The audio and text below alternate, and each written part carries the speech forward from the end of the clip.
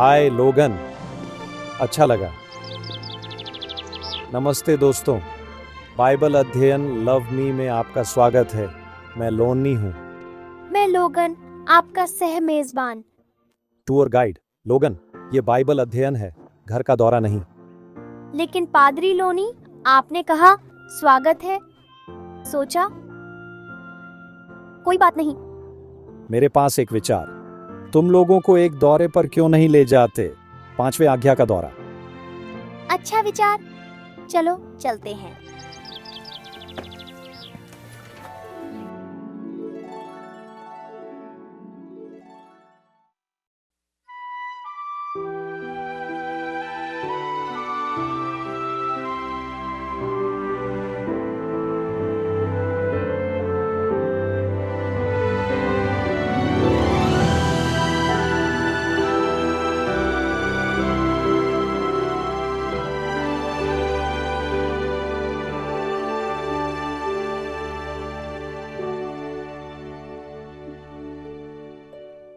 Honor thy father and thy mother,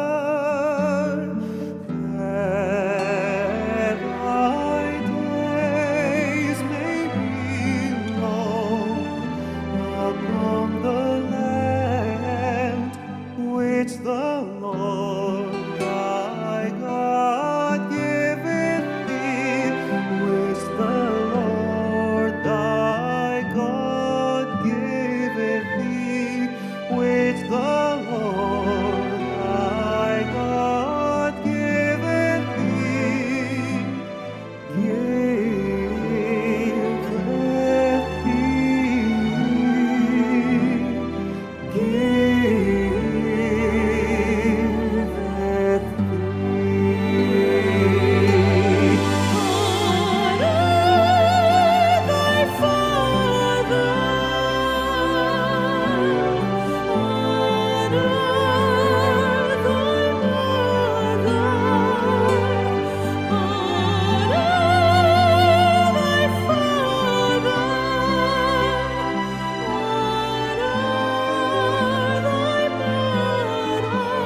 which the Lord thy God giveth thee, which the Lord thy God giveth thee, which the Lord thy God giveth thee, giveth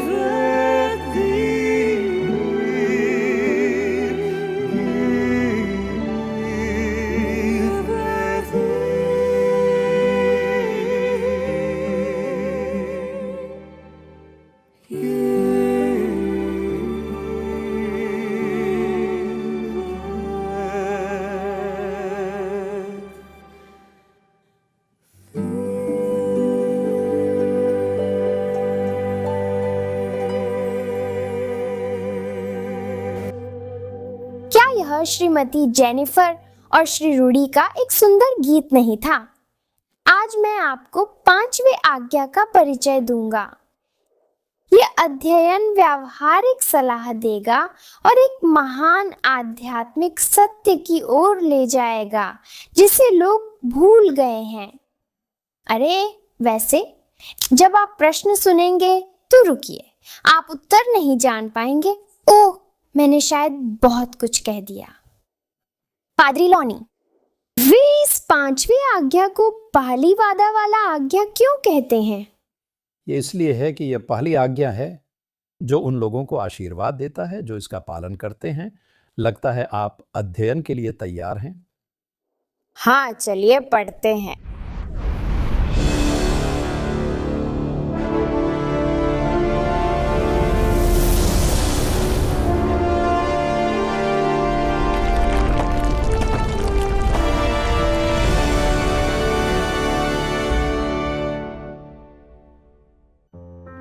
pastor Loni, मैं चाहता हूँ कि आप मेरे परिवार से मिलें। क्या आप मुझे अपने परिवार से मिलवाएंगे?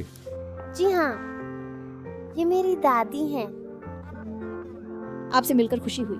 ये मेरे दादा हैं, जिनका नाम अबुंडोले सियांटुरी है। आपसे मिलकर खुशी हुई। यह मेरी माँ है। नमस्ते, आप कैसे हैं? यह मेरे पिता लियो पार्चिमेंटो हैं। यह मेरा बहुत प्यारा भाई लैंडन है और मेरी बहुत प्यारी बहन लॉरेन है। वाह, ये एक अद्भुत अनुभव रहा है। क्या सुखद घर पाना सच में कठिन है? और निश्चित रूप से ऐसे कई पड़ोस हैं जो देखने में ऐसे लगते हैं जैसे उनमें प्यारे घर और अच्छे परिवार रहते हों। समस्या है, कई जोड़े सपनों के साथ शुरू करते हैं और खत्म होते हैं टूटकर। तो आप अपने घर को स्वर्ग कैसे बनाएं?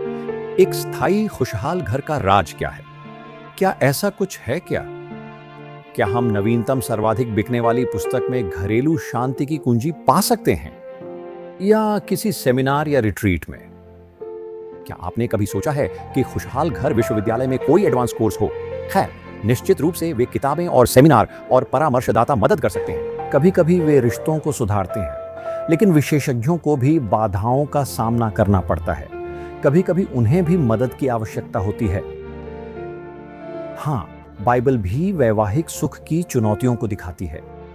जोड़े जो एक स्थायी खुशहाल घर बनाते हैं, जैसे रूथ और बोआज, बहुत कम होते हैं। वास्तव में शास्त्र केवल एक खुशहाल विवाहित स्थान दिखाता है, आदम और हव्वा ईडन के स्वर्ग में। लेकिन यह ज्यादा समय तक नहीं चला और आप बच्चों को इसके लिए नहीं कह सकते। जब हमारे पहले माता पिता को बाग से निकाला गया, उन्होंने केवल 2 चीजें लीं, उनकी पीठ पर भेड़ के कपड़े और उनका नया आहार। उन्होंने वास्तव में अपने साथ 2 संस्थाएं ले गए, एक परिवार, एक आराधना के लिए, विवाह की संस्था और शब्बात की परंपरा। ये दोनों दिव्य धरोहरें जो एडन में शुरू हुई, हमें एडन में लौटने का पूर्वानुमान देती हैं। ब्रेक टाइम, स्वर्ग में लौटने का। आप जानते हैं, परिवार की इकाई वादों पर आधारित होती है। इसकी सफलता वादों के पालन पर निर्भर करती है, विवाह की शपथों का सम्मान। लेकिन एक दुखद सच है, यदि आप किसी ऐसे व्यक्ति की तलाश कर रहे हैं जो हमेशा वादे निभाता है, तो आप निराश होंगे। एकमात्र पूर्ण वादा निभाने वाला वह है ईश्वर, हमारा अडिग प्रदाता, रक्षक, वाचा निभाने वाला प्रभु। यहां तक कि उसकी 10 आज्ञाएं एक अर्थ में वादे हैं। वे हमें बेहतर जीवन के लिए कहां जाना है यह दिखाते हैं, लेकिन केवल एक स्पष्ट वादा है, और वह है 5वां आदेश, परिवार। आज हम अपने घरों को थोड़ा स्वर्ग बनाने के लिए 5 कुंजियों पर ध्यान देंगे, हमारे अंतिम गंतव्य, हमारे स्वर्गीय घर तक पहुंचने के लिए।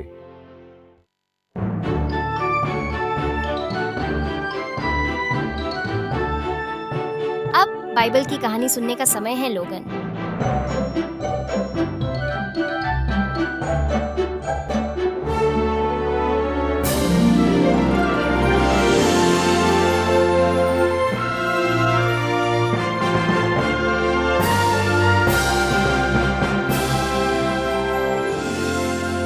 अब यहाँ पर लोगन उपस्थित हैं।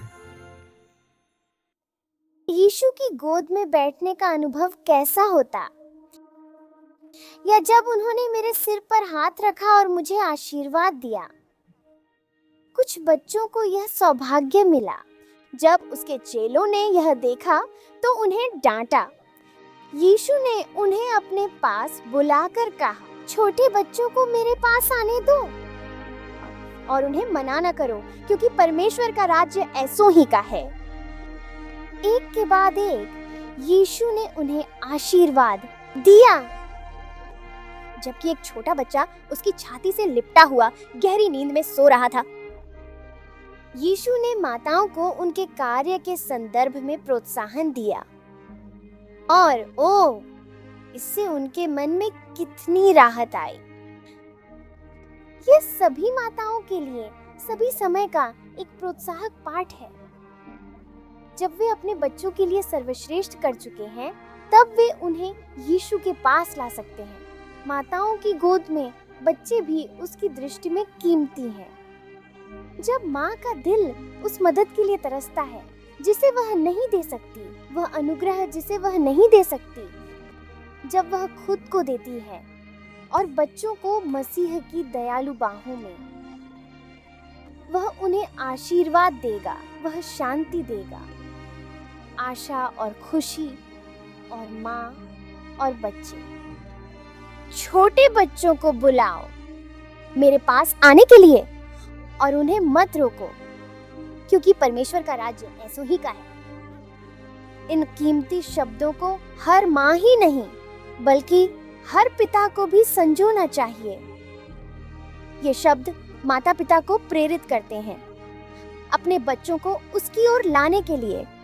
यीशु के नाम पर प्रार्थना करें कि पिता उनके पूरे परिवार पर आशीर्वाद दें।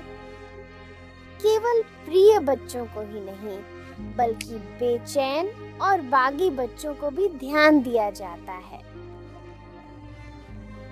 जिन्हें प्रशिक्षण और मार्गदर्शन की आवश्यकता है। हालांकि मैं वहां नहीं था, मैं आभारी हूँ कि परमेश्वर ने मुझे एक प्रार्थना करने वाली माँ दी और उसने मेरे माता पिता और दादा दादी के साथ ऐसा किया। और यीशु आपको आशीर्वाद देने के लिए तैयार है। माताओं और पिताओं, अपने बच्चों को लाओ। और उसने मेरे माता पिता और दादा दादी के साथ ऐसा किया। और यीशु आपको आशीर्वाद देने के लिए तैयार है। माताओं और पिताओं, अपने बच्चों को लाओ यीशु के पास।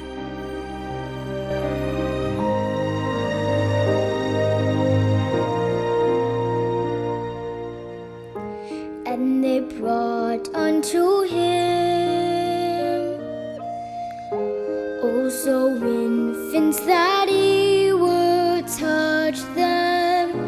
But when his disciples saw it, they rebuked them. But Jesus called them unto him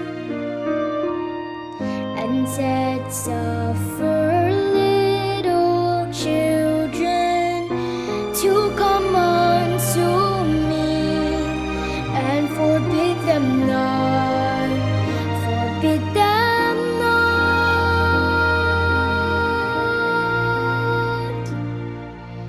Suffer little children to come unto me, for of such is the kingdom of God, the kingdom of God, for of such is the kingdom of God, of such is the kingdom of God.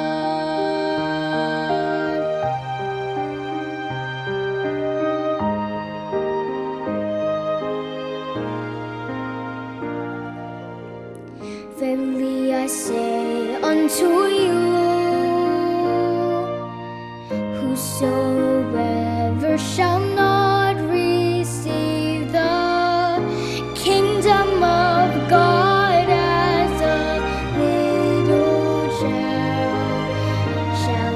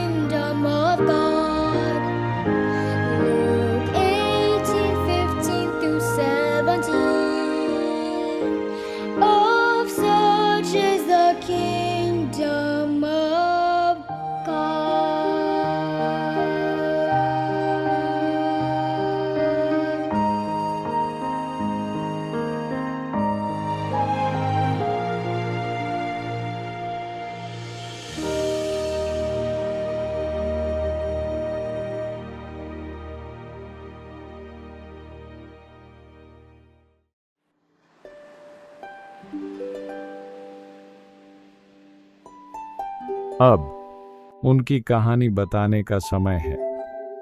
यहाँ ताज पैकलेब उपस्थित हैं। नीति वचन के 3 अध्याय और 11वें श्लोक में बाइबल कहती है, ईश्वर ने सब कुछ अपने समय में सुंदर बनाया है और उसने हमारे दिलों में अनंतता रखी है। हमारी जिंदगी के गहरे हिस्से में एक अनंत स्थान है जो प्रभु ने रखा है। यह शाश्वत स्थान केवल एक शाश्वत प्राणी द्वारा भरा जा सकता है। संक्षेप में, हर इंसान के दिल में एक प्रभु के आकार का छिद्र है और स्वाभाविक रूप से हम उस खालीपन को भरने का प्रयास करते हैं। हर चीज से जो वास्तव में संतोष नहीं दे सकती है। जब मैं इस श्लोक के बारे में सोचता हूं, यह सच में मेरे जीवन का एक सही चित्रण है। जब मैं यीशु को अपने उद्धारकर्ता के रूप में जानने से पहले मैं धार्मिक परिवार में नहीं बढ़ा। बड़े होते हुए मुझे नहीं पता था कि ईश्वर कौन है। मेरे माता पिता ने कभी शादी नहीं। मैं KI अविवाहित गर्भधारण हुआ था और सच में यह एक टूटे हुए घर जैसा था। कभी कभी मैं अपने पिता के साथ रहता था और कभी कभी अपनी माँ के साथ। वहां बहुत सारी विकृतियां थीं, बहुत खराब संचार था और ऐसा लगता था कि ईश्वर कहीं नहीं है। और भले ही मैं ईश्वर को नहीं जानता था, ईश्वर मुझे जानते थे। उसके पास मेरे जीवन के लिए एक योजना थी और बड़े होते हुए मुझे नहीं पता था कि वह योजना क्या थी, क्योंकि मैं नहीं जानता था कि वह कौन था। और मजबूत ठोस आध्यात्मिक आधार न होने के कारण ब्रेक टाइम 11.0 मैं बहुत छोटी उम्र में ही बहुत सारी परेशानियों में फंसने लगा था। मुझे याद है, जब मैं छोटे स्कूल में था, मैंने धूम्रपान शुरू किया, गलत लोगों के साथ घूमना शुरू किया। और जब मैं एक युवा था, जब मैं 5वीं कक्षा में था, मैं अपने गृहनगर के मोहल्लों में साइकिल चलाता था, ऐसे घरों की तलाश कर रहा था। और मैं एक बाध्यकारी चोर था, झूठ बोलने वाला। जब मैं पहली बार पकड़ा गया, जब मैं 5वीं कक्षा में था, आप देख सकते थे कि मेरा जीवन गलत दिशा में जा रहा था। यह एक बुरा जीवन था। और जैसे जैसे मैं बड़ा होता गया, और आप जानते हैं, चर्च न जाना, प्रभु यीशु के बारे में कुछ भी न जानना, जब मैं हाई स्कूल में पहुंचा तो चीजें और भी बदतर हो गईं। मैं ड्रग्स में शामिल होने लगा और मारिजुआना पीना और पार्टी करना। आप जानते हैं, मैं पाप के सुखों के साथ मजे कर रहा था, लेकिन यह अस्थायी था। मैंने देखा कि मैं उस खाली स्थान को भरने की कोशिश कर रहा था जो मेरे जीवन में था, और मैं इसे हर चीज से भरने की कोशिश कर रहा था। एक उत्तेजना की खोज थी, लेकिन मैं संतुष्ट नहीं हुआ जब तक कि एक दिन कोई आया, ब्रेक टाइम, और उन्होंने दरवाजे पर दस्तक दी। उन्होंने मुझे एक सेमिनार में आमंत्रित किया, और जब मैंने वह आमंत्रण प्राप्त किया तो मैं थोड़ा उत्सुक था, और मैं यह पता चला कि वह आमंत्रण वास्तव में स्वर्ग के लिए एक आमंत्रण जैसा था, क्योंकि जब मैं उन बैठकों में गया तो वहीं प्रभु यीशु ने मुझे पाया। उस समय मेरी उम्र 16 साल थी। मैं नशे का आदी था, मैं पाप और भांग का आदी था। पार्टी करना, मेरे पास कई दोस्त थे, मैं लोगों की सोच को लेकर चिंतित था। जब मैं उन बैठकों में गया, प्रभु ने मुझे अपने वचन से बुलाया।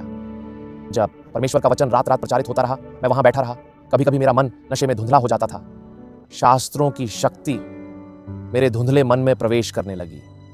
मैंने समझा कि ईश्वर मुझे एक नए जीवन के लिए बुला रहे थे, एक बेहतर जीवन, शांति और उद्देश्य का जीवन। उस समय मेरे जीवन में बहुत सारी चीजें थीं जो मुझे रोक रही थीं, पाप के सुखों में मुझे बंधक बना रही थी। मैं यीशु को अपनी जिंदगी देना चाहता था, मैं उसके आमंत्रण का उत्तर देना चाहता था, लेकिन शैतान मुझे पाप के सुखों से भटकाता रहा। लेकिन अंततः एक रात उन बैठकों में से एक के बाद पवित्र आत्मा ने प्रवेश किया। मैं वेदी पर आया, मैं घुटनों के बल गिरा और ईश्वर से कहा कि मुझे आजाद करें। जो मादक पदार्थों की लत मुझे रोक रही थी, ब्रेक, कि वह इच्छाओं को मुझसे हटा दें। जब मैंने वह प्रार्थना की, यह मेरी पहली प्रार्थना थी। मैंने इसे ईमानदारी से कहा, ईमानदारी से, पूरे दिल से, स्वतंत्रता की चाह में। ईश्वर ने मेरी प्रार्थना सुनी और उसने मुझे मुक्त किया। उसने मेरी उस मारिजुआना की इच्छाओं को दूर कर दिया जिसका मैं आदी था। और उन बैठकों के तुरंत बाद मुझे बपतिस्मा मिला। ईश्वर ने मुझे एक नए रास्ते पर रखा। जब मैं अपने अनुभव को याद करता हूं, यीशु के शब्द याद आते हैं, जहां मसीह ने यूहन्ना 8:32 में कहा, सत्य जानोगे और सत्य तुम्हें मुक्त करेगा। माता पिता का आदर करें ताकि तुम्हारे दिन उस भूमि पर लंबे हों जो ईश्वर ने तुम्हें दी है। निर्गमन 20:12। यह आज्ञा क्या चित्रित करती है? क्या यह ईश्वर का एक पहलू है? हम ईश्वर को पिता मानते हैं, एक वादा करने वाले के रूप में जो हमारे साथ संबंध में आनंदित होता है। सर्वशक्तिमान को पिता के रूप में संबोधित करना एक विशेषाधिकार है। अब्बा, पिता, डैडी, वह हमारा प्रदाता है। क्या वह कभी मातृत्व के संदर्भ में खुद को बताता है? वास्तव में हाँ। हिब्रू में सर्वशक्तिमान या एल शद्दाई, शाब्दिक रूप से इसका अर्थ है कई स्तनों वाला। क्या यह हमें उसके चरित्र का एक और दृष्टिकोण देगा? अच्छा, इसे सुनो। यशायाह 40:9-15। क्या एक महिला अपने बच्चे को भूल सकती है और अपने बच्चे पर दया नहीं कर सकती? निश्चित रूप से वे भूल सकते हैं, लेकिन मैं तुम्हें नहीं भूलूंगा। Can a woman forget her sucking child, that she should not have compassion on the son of her womb? Yea, they may forget, yet will I not forget thee. Can a woman forget her sucking child, that she should not have compassion on the son of her womb? Yea, they may forget, yet will I not forget thee. Yea, they may forget, yet will I not forget thee. Yea, they may forget, yet will I not forget thee. I have loved thee with an everlasting love. Therefore with loving kindness have I drawn thee.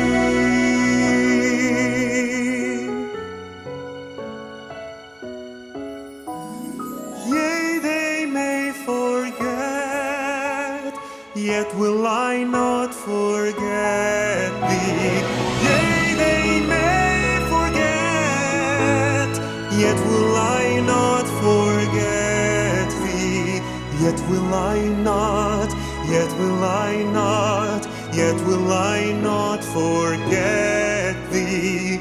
Isaiah 49:15, Jeremiah 31:3. I will not forget thee.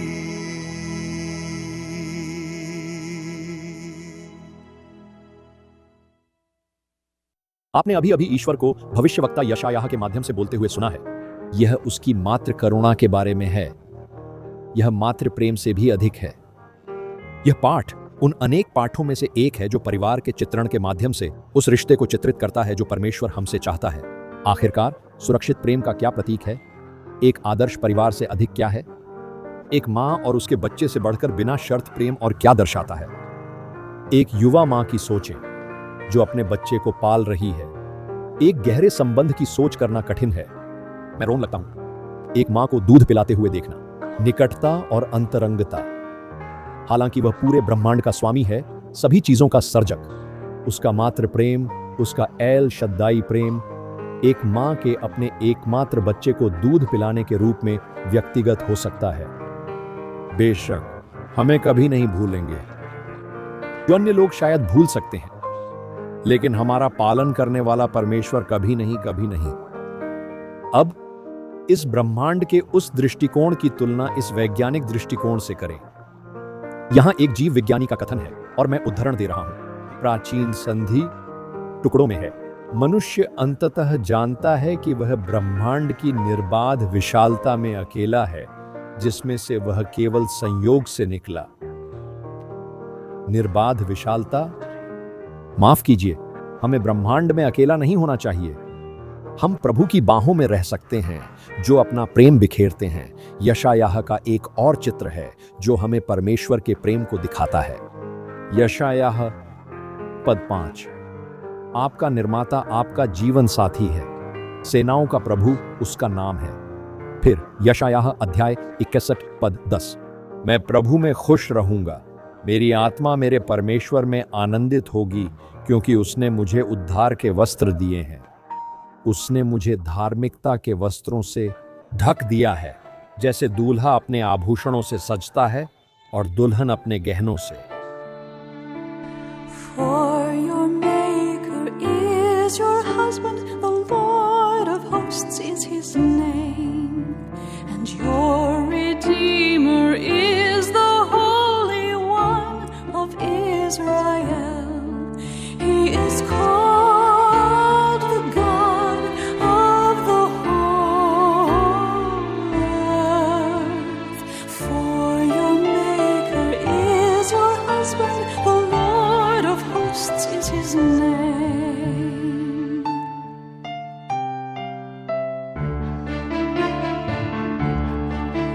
I will greatly rejoice in the Lord, my soul shall be joyful in my God. I will greatly rejoice in the Lord, my soul shall be joyful in my God.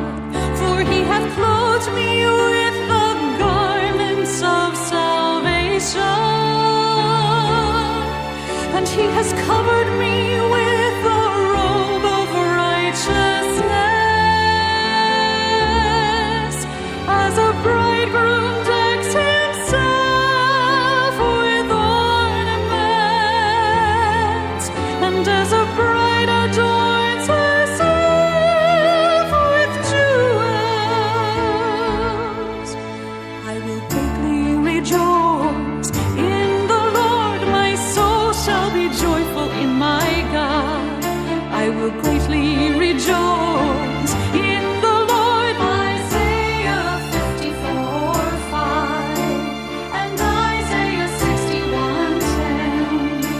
My soul shall be joyful in my God.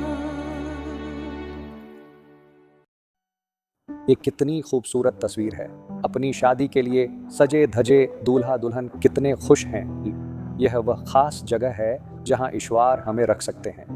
वह हमें चुना हुआ महसूस करा सकते हैं, वह हमें प्रिय महसूस करा सकते हैं। उनका प्यार अद्भुत है। एक कितनी खूबसूरत तस्वीर है। अपनी शादी के लिए सजे धजे दूल्हा दुल्हन कितने खुश हैं। तो यहाँ एक व्यावहारिक सवाल है। जब हम इन संसाधनों के बारे में सोचते हैं, हम अपने घरों को अभी भी पृथ्वी पर छोटे स्वर्ग कैसे बना सकते हैं जब हम आज्ञा का अध्ययन कर रहे हैं।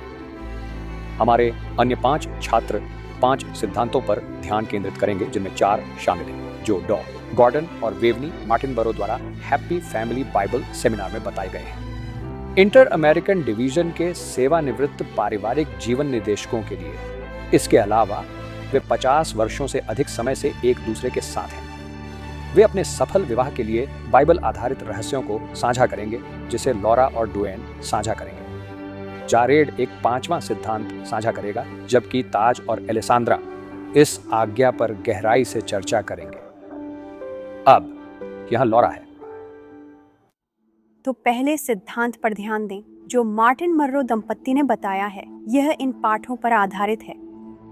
भजन 133 पद 1 कहता है, देखो भाइयों का एकता में रहना कितना अच्छा और सुखद है। यूहन्ना 17:21, ताकि वे सब एक हों जैसे आप पिता मुझ में है और मैं आप में, ताकि वे भी हम में एक हों, ताकि दुनिया विश्वास करे कि आपने मुझे भेजा। हाँ, पहला सिद्धांत एकता है। यह सुनने में बहुत सरल लगता है, लेकिन यह हमेशा आसान नहीं होता। हम आमतौर पर अपनी चीज़ों पर ध्यान केंद्रित करते हैं, है ना? बस मेरी इच्छाएं, बस मेरी अभिलाषाएं और मेरी ज़रूरतें। इस तथ्य को जोड़ें कि हम पापी हैं, हमें स्वार्थ से निपटना है और आपको क्या मिलता है? संघर्ष, काफ़ी बहस, नाराज़गी और गुस्सा।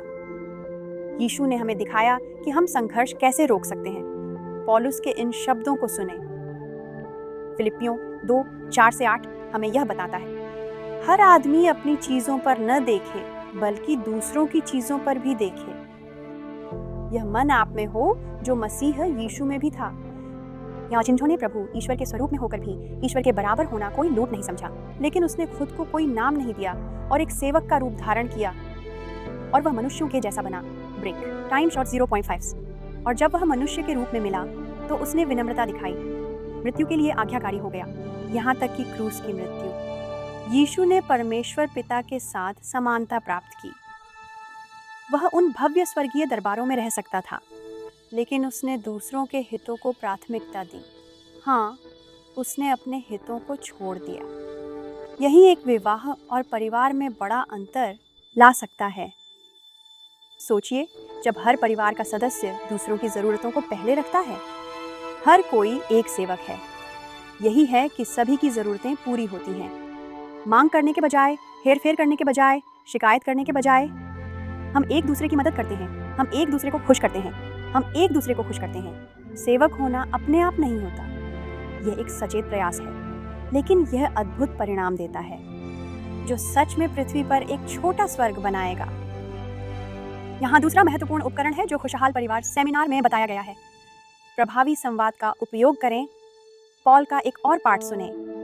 कुलुस्सियों 4:6 में कहा गया है, आपकी बातें हमेशा अनुग्रह के साथ हों, नमक के साथ स्वादित हों, ताकि आप जान सकें कि हर एक को कैसे उत्तर देना चाहिए। अब गाने का समय है। जब बाइबल का पाठ आपके सामने आएगा तो चलिए हम सब एक साथ गाते हैं।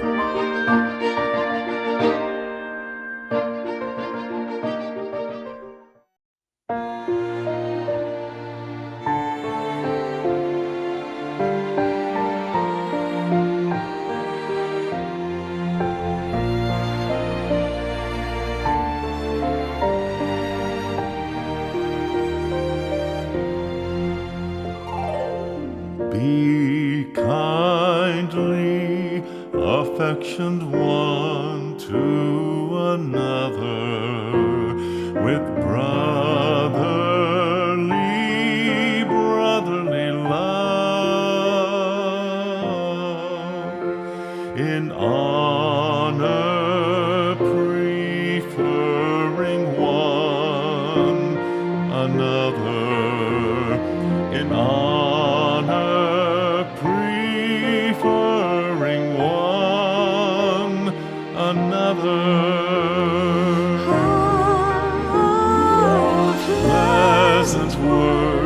Pleasant words are as a honeycomb, sweet to the soul and health to the bones. Pleasant words.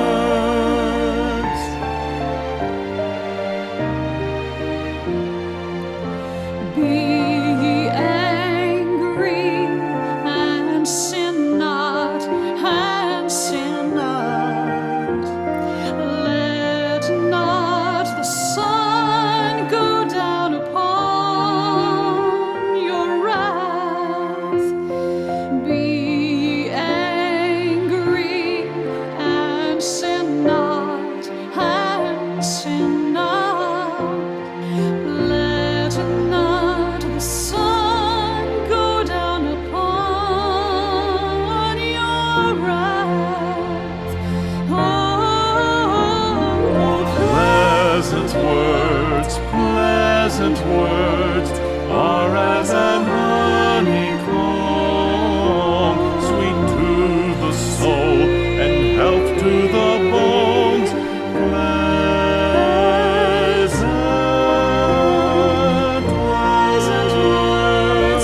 Pleasant words are as a honeycomb,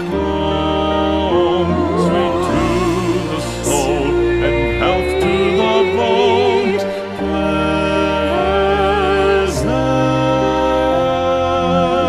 Pleasant words.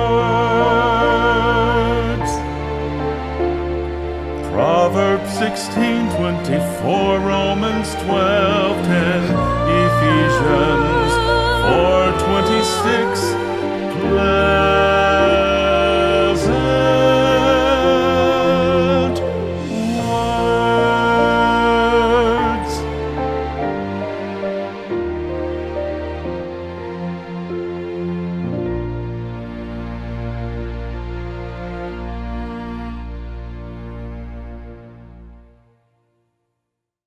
संचार में सुधार से जीवन में बड़ा बदलाव आ सकता है। बुद्धिमानी से बोलना और शब्दों से परे सक्रिय रूप से सुनना सीखना, आवाज की टोन सुनना और शरीर की भाषा देखना, ये कई स्तरों पर बहुत जरूरी है। नमकीन भाषण अच्छे उत्तर देने में मदद करता है, यहाँ तक कि संघर्षों में भी। सौम्य भाषण दर्दनाक भावनाओं को शांत कर सकता है। नीति वचन 15 कहता है, एक नरम उत्तर गुस्से को टालता है, लेकिन कठोर शब्द गुस्सा बढ़ाते हैं। समझदारी से बोलना जरूरी है। हमें अपने शब्दों को सावधानी से चुनना चाहिए, लेकिन स्वर भी महत्वपूर्ण है। अंत में, कौन नहीं जानता कि तीखे शब्द कितने कष्टदायक हो सकते हैं। बुरे शब्द हमें चोट पहुंचाते हैं। कठोर शब्द और भी कठोर शब्दों को जन्म देते हैं, लेकिन मसीह की मदद से हम इसे पलट सकते हैं। हम गुस्से को रोक सकते हैं। एक सौम्य उत्तर से हम उन तर्कों को पलट सकते हैं जो बस चलते रहते हैं। प्रभावी संवाद केवल पति पत्नी के लिए नहीं, बल्कि माता पिता और बच्चों के लिए भी महत्वपूर्ण है। भाई और बहन और हमारे चर्च परिवार के साथ, हमारे सहकर्मियों और दोस्तों के साथ। क्या आप सोच सकते हैं कि जब हम सभी अपने शब्दों के प्रति अधिक सावधान रहेंगे तो हमारा घर कितना खुशहाल होगा? हमारी भाषा के प्रति अधिक सावधान। तो अगर आप चाहते हैं कि आपका घर धरती पर थोड़ा स्वर्ग हो, 5वें आज्ञा अध्ययन में बताए गए सिद्धांतों को याद करें। पहला सिद्धांत, एकता के लिए कोशिश करें। दूसरा सिद्धांत, प्रभावी संचार का अभ्यास करें, समझदारी से बोलें और सक्रिय रूप से सुनें। अब ड्वेन सिद्धांत 3 और 4 साझा करेंगे। जारेड ब्रेकआउट प्रश्न के बाद 5वां सिद्धांत साझा करेंगे। यीशु की शिक्षाएं हमें सुखद घर तक ले जा सकती हैं। ठीक है, खुशहाल परिवार सेमिनार में तीसरे और चौथे महत्वपूर्ण सिद्धांतों का संबंध पालन पोषण से है। आप इफिसियों की पुस्तक के 6ठे अध्याय में पहले से तीसरे पद में तीसरा सिद्धांत पा सकते हैं। बाइबल कहती है, हे बालकों, प्रभु में अपने माता पिता की आज्ञा मानो, क्योंकि यह उचित है। अपने माता पिता का सम्मान करना पहला आज्ञा है, जो वचन के साथ है, ताकि तुम्हारी भलाई हो और तुम लंबे समय तक जीवित रहो। अपने माता पिता की बात मानना और बड़े होना एक साथ हैं। अगर आप अपने माता पिता का सम्मान नहीं करते हैं, तो आपको जीवन में सम्मान नहीं मिलेगा। यह उचित है। माता पिता बच्चे को आज्ञा मानने में मदद कर सकते हैं। हर बच्चे को यह समझना चाहिए कि माँ और पिता उसे सुरक्षित रखने और बढ़ने में मदद करने के लिए हैं। इसलिए बच्चों को जो कहा जाता है उन्हें करना चाहिए। हाँ, कभी कभी बच्चे इसे नहीं समझते हैं, लेकिन उन्हें नियमों का पालन करना चाहिए। हम उन्हें यह बता सकते हैं कि आज्ञा न मानने के परिणाम होते हैं, क्योंकि हम उन्हें ईश्वर की तरह प्यार करते हैं। अवज्ञा के लिए परिणाम जरूरी है। माता पिता का गुस्सा या चिल्लाना ही काफी नहीं है। इस बात को समझाने के लिए परिणाम होने चाहिए। हम आपकी चिंता करते हैं। हम आपको हानिकारक दिशा में नहीं जाने देंगे। हमारा लक्ष्य है कि आप खुश रहें और लंबे समय तक जिएं। आप खुशहाल परिवार सेमिनार में चौथा सिद्धांत बताया गया है। माता पिता को अपने बच्चों को बिना शर्त प्यार देना चाहिए, जैसा कि प्रभु का वचन यिर्मयाह हमें कहा गया है। हाँ, मैंने आपको हमेशा के लिए प्यार किया है, इसलिए मैंने आपको प्रेम पूर्वक खींचा है। शर्तों वाला प्यार कहता है, मैं तुम्हें तब प्यार करता हूं जब तुम सही हो। बिना शर्त प्रेम कहता है, मैं तुम्हें प्यार करता हूं चाहे तुम कैसे भी हो। मैं तुम्हारे गलत कामों से नफरत करता हूं और इसके परिणाम होते हैं, लेकिन मैं तुमसे प्यार करता रहूंगा। और आप ऐसा कुछ नहीं कर सकते जो मुझे प्यार करने से रोक सके। बच्चों, प्रभु में अपने माता पिता की बात मानो, क्योंकि यह सही है।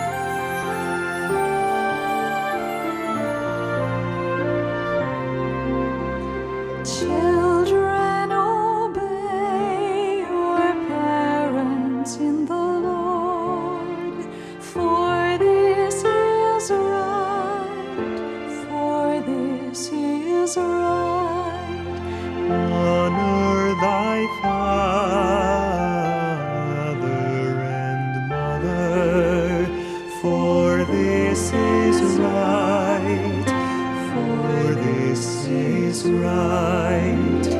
Which is the first commandment with promise, that it may be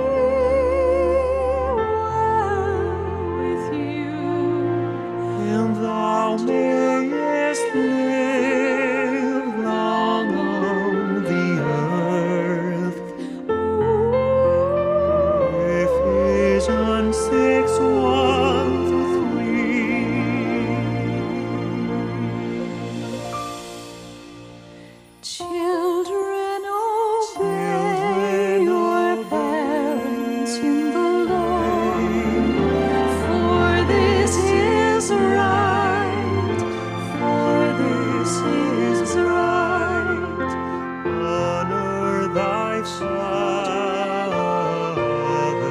and mother, for this is right, for this is right.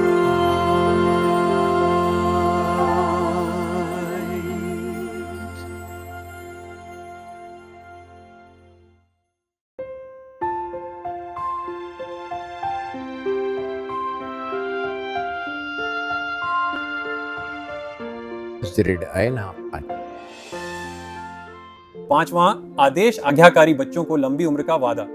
लेकिन कभी कभी अच्छे जीवन बहुत जल्दी समाप्त होते हैं। यह हाबिल की ओर जाता है, आदम और हव्वा का आज्ञाकारी बेटा जिसकी उम्र को छोटा कर दिया गया, जिसे उसके बड़े भाई ईर्ष्यालु कैन ने खत्म कर दिया। तो सवाल यह है, यदि पांचवां आदेश उन बच्चों को लंबी उम्र का वादा करता है जो अपने माता पिता का आदर करते हैं, तो हाबिल का क्या? उस लंबे जीवन का क्या हुआ जो शास्त्र ने उसे दिया था? क्या आप कहेंगे ए कि भगवान केवल तभी लंबी उम्र देते हैं जब वह इसे किसी विशेष व्यक्ति के लिए सही मानते हैं? बी, यह दीर्घ जीवन का वादा केवल तब आया जब ईश्वर ने 10 आज्ञाएं दी कैन और हाबिल के समय के बहुत बाद। सी, प्रभु लंबी उम्र की बात गुणवत्ता के संदर्भ में कर रहे थे, निश्चित रूप से मात्रा नहीं। डी, लंबी उम्र एक लंबी उम्र है शाब्दिक रूप से। कैन और हाबिल केवल नियम के अपवाद थे। कभी कभी बुरे लोग ईश्वर की योजना के खिलाफ जाते हैं। ई, शायद प्रभु लंबी उम्र को उस तरह से परिभाषित करते हैं जैसे मैं करता हूं। अगले कुछ क्षणों के लिए इस बारे में बात करें कि इनमें से कौन सा उत्तर आपके साथ गूंजता है और मैं वापस आऊंगा।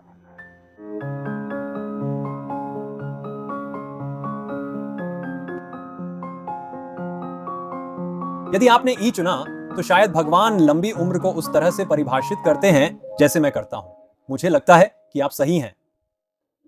जब हम हाबिल और अपने प्रियजनों के बारे में सोचते हैं जिन्होंने प्रभु से प्रेम किया लेकिन जल्दी ही हमसे ले लिए गए, चाहे बीमारी से या गलत समय पर गलत जगह होने के कारण, कभी कभी मानवता के बुरे कार्यों को प्रभु की योजना में समझना मुश्किल होता है। लेकिन यह उस प्रभु पर विश्वास करने का एक हिस्सा है जो हमें से अधिक देखता है।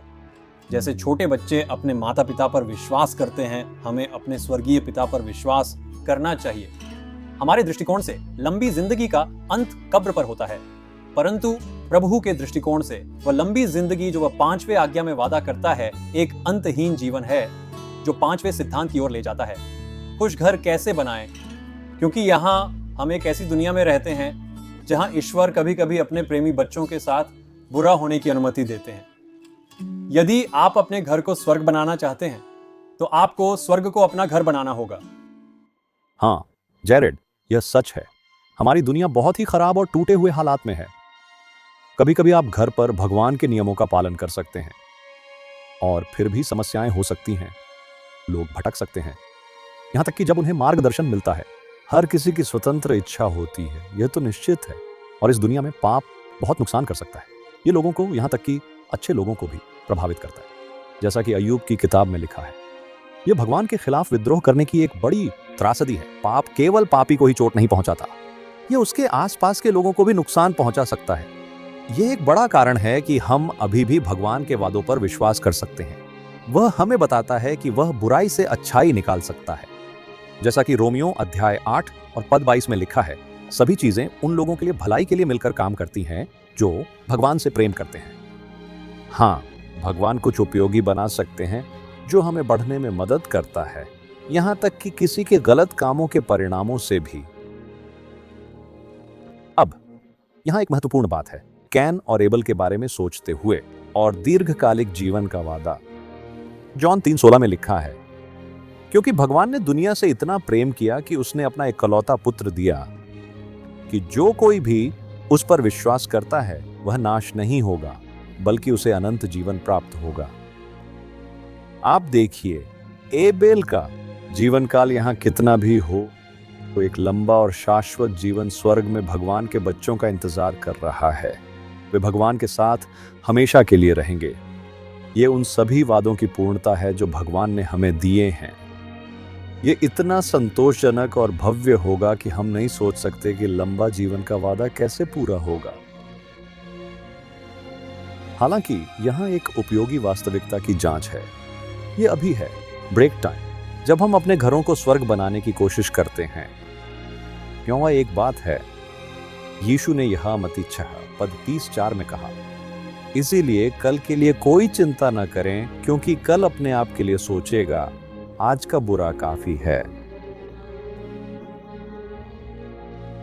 अब ये यीशु के अपने शब्द हैं।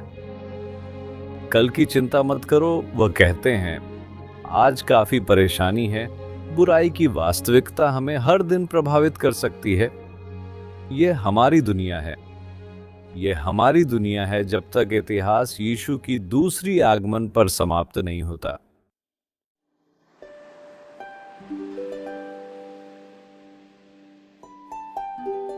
अब हम उनकी व्यक्तिगत कहानी का निष्कर्ष साझा कर रहे हैं। यहां ताज पैकलेब है।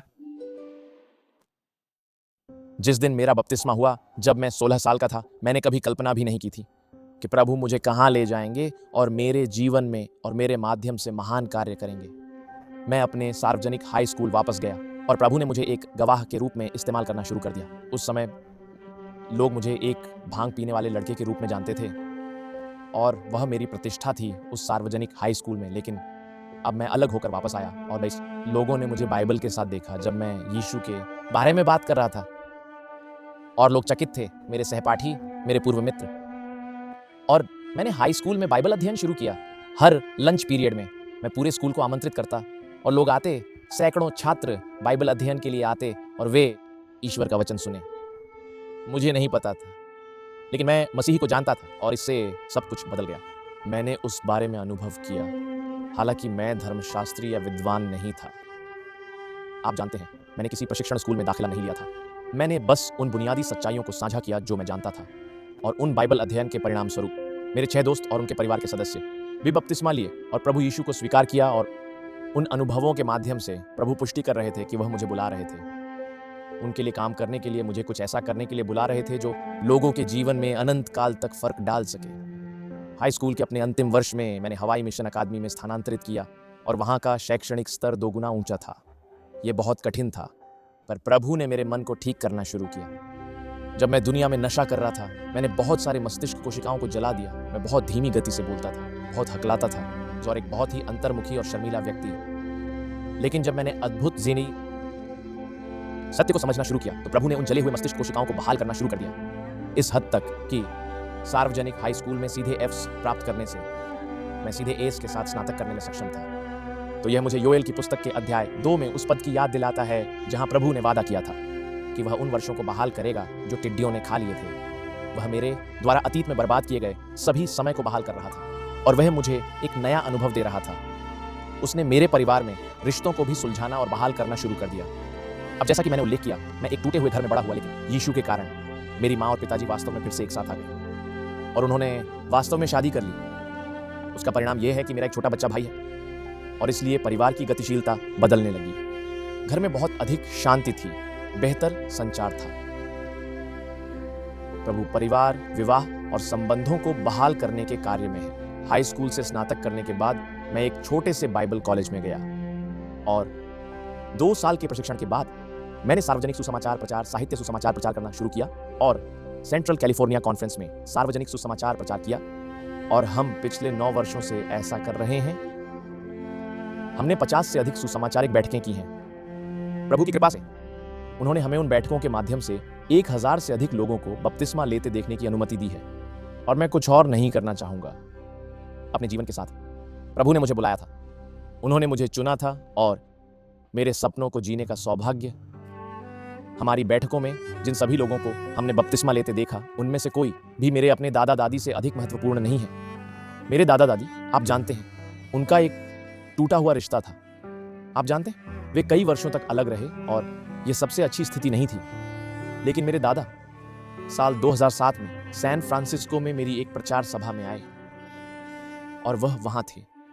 मुझे नहीं लगता कि उन्हें बाइबल में इतनी दिलचस्पी थी जितनी कि उन्हें अपने पोते को लोगों के सामने खड़े होकर बात करते हुए देखने में थी। जैसे ही वह सभाओं में आए, वह आध्यात्मिक रूप से जीवंत होने लगे। और लंबी कहानी को संक्षेप में कहें तो उन सभाओं के अंत में मेरे अपने दादा, परिवार के मुखिया, वही जिन्होंने मुझे तब थामा था जब मैं एक छोटा बच्चा था, अब मैं उन्हें थामने में सक्षम था। बपतिस्मा के तालाब में जब उन्होंने अपना दिल यीशु को समर्पित किया और उन्हें परिवर्तित होते देखने के बाद और प्रभु की सेवा करना शुरू किया, उसका सबसे पहला लक्ष्य था दादी के साथ सुलह करना।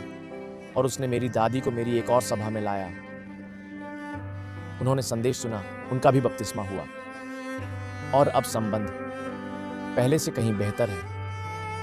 मैं आपको बताने आया हूं मित्र कि हमारा प्रभु पुनर्स्थापन का ईश्वर है। वह वास्तव में वही है जो उन वर्षों को पुनर्स्थापित करता है जिन्हें टिड्डियों ने खा लिया है। वह वही है जो हमें खालीपन से मुक्त करता है। वह हमें लतों से मुक्त करता है। वह हमें चिंता, अपराध बोध और डर से मुक्त करता है और किसी भी चीज़ से जो हमें जीवन को पूरी तरह से जीने से रोक रही है। और यही पुनर्स्थापना का परमेश्वर दूसरी बार आएगा ताकि सब कुछ नया कर सके। और जैसे ही हम उसे व्यक्तिगत रूप से पुनर्स्थापना करने की अनुमति देते हैं, यही हमें तैयार करता है। जब वह स्वर्ग के बादलों में आएंगे तो अंतिम पुनर्स्थापना के लिए हमें सबको लेने के लिए। और इसलिए मैं आपको चुनौती देना चाहता हूं कि आप अपना दिल ईश्वर के लिए खोलें। मैं आपको प्रोत्साहित करना चाहता हूं कि आप प्रभु को अपने जीवन में काम करने दें और जो कुछ भी आपको रोक रहा है उसे जाने दें और प्रभु को पूरा नियंत्रण लेने दें, ताकि वह आपको अपनी छवि में पुनर्स्थापित कर सके। व्यक्तिगत रूप से वह आपके परिवार, आपके संबंधों, आपकी शादी को पुनर्स्थापित कर सकते हैं, ब्रेक टाइम। और ताकि आपको यह आश्वासन मिल सके पूर्ण पुनर्स्थापना का, जब वह दूसरी बार आएंगे। वह जल्द ही आ रहे हैं और वह चाहते हैं कि आप तैयार रहें।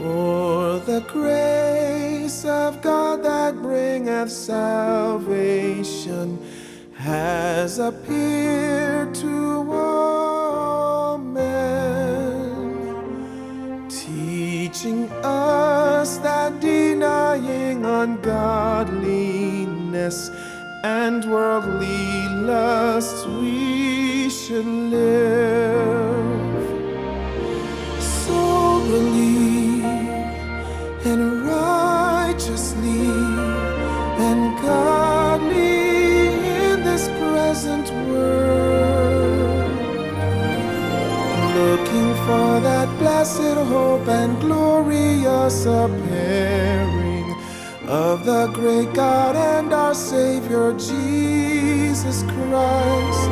So Christ was offered once to bear the sins of many, and to those who wait for him he will appear a second time apart from sin unto salvation.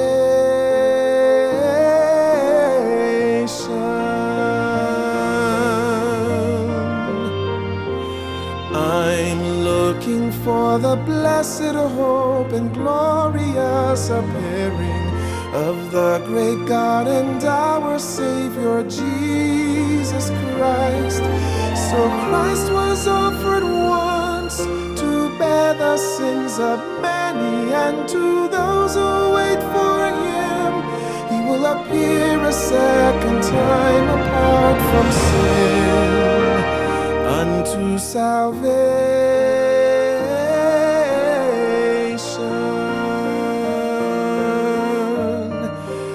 Titus 2:11 through 13 and Hebrews 9 verse 28.